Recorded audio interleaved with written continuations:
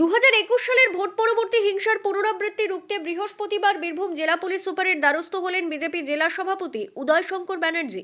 গত বিধানসভা নির্বাচনের তিক্ত অভিজ্ঞতার কথা মনে করিয়ে দিয়ে নির্বিঘ্ন পরিবেশ বজায় রাখার দাবিতে একটি স্মারকলিপি জমা দেন তিনি। বিজেপি সভাপতির অভিযোগ, সাঁইথিয়া সহ জেলার বেশ কিছু এলাকায় তৃণমূলের একাংশ চৌঠামের পর বিজেপি কর্মীদের দেখে নেওয়ার হুমকি দিচ্ছে। ইতিমধ্যে কয়েকটি বিক্ষিপ্ত সংঘর্ষের ঘটনাও ঘটেছে।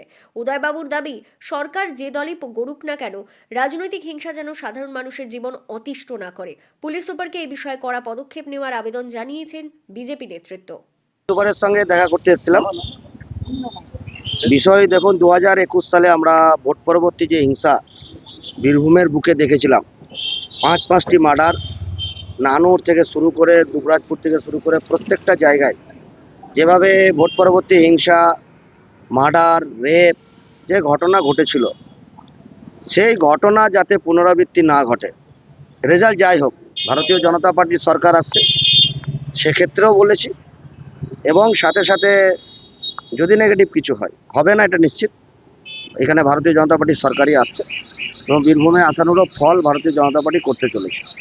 তো স্বাভাবিকভাবে এই পুলিশ প্রশাসন তো আগেও ছিল, তো পুলিশ প্রশাসনের উপরে মানুষের ভরসা নেই।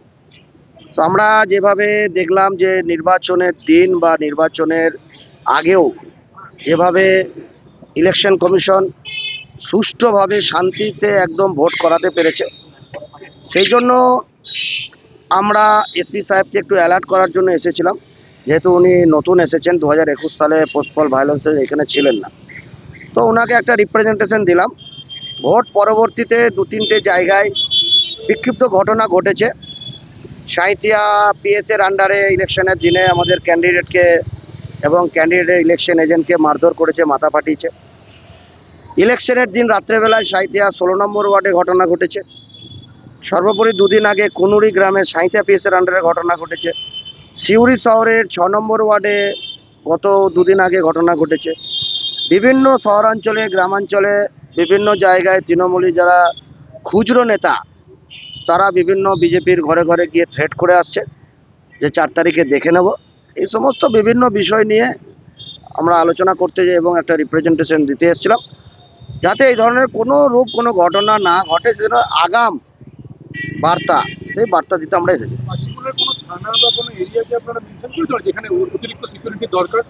সাঁইথিয়া দেখুন, আশঙ্কা প্রকাশ যেভাবে 2021-এ ঘটনা ঘটেছিল, আবারও বললাম, সে 21-এর ঘটনার পুনরাবৃত্তি যেই দলই জিতুক, নির্বাচন হয়ে গেছে, মানুষ রায় দিয়েছে, মানুষের রায়ে এখানে ভারতীয় জনতা পার্টি সরকার করছে।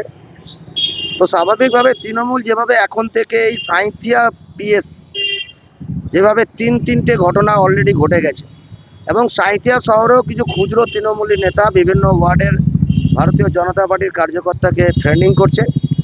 সিউড়ি শহরেও কিছু খুচরো নেতা তৃণমূলের, তারাও থ্রেনিং করছে। এই ধরনের কিছু ঘটনার বিবরণ দিয়ে একটা রিপ্রেজেন্টেশন আমরা এসপি সাহেবকে আজকে দিলাম।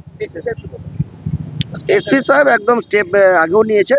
ইলেকশনের দিনে দেখুন, কোনো ভায়োলেশন কোথাও হয়নি, কোনো মার্ডার হয়নি, কোনো বোমও পড়েনি বীরভূমের বুকে, বিশেষ করে তো রাজ্যে তো পরেইনি। দেখুন, আমাদের সহসভাপতি বাবনদা যেটা বলছে, ওই মতে আমরা একমত। সর্বোপরি ওসিদের ভূমিকায় আমরা খুশি না, কিন্তু ওসি সাহেবদের উপরে যে সমস্ত কর্তারা আছেন, সর্বোপরি পুলিশ সুপারের কাজে খুশি না মানে সম্পূর্ণ 100% না দিলেও আমরা যথেষ্টই মানে মোটের উপর লাভ আছে। হ্যাঁ, ওনার তো ভোটের দিয়ে দেখুন, সর্বোপরি বীরভূমের বুকে মানুষ যেভাবে দেখেছিল যে বোম পড়তো, মার্ডার হতো, মারামারি হতো, সেটা তো হয়নি। তো আমরা তো ওনার উপরে তো আশা আমাদেরকে অ্যাটলিস্ট রাখতেই হবে।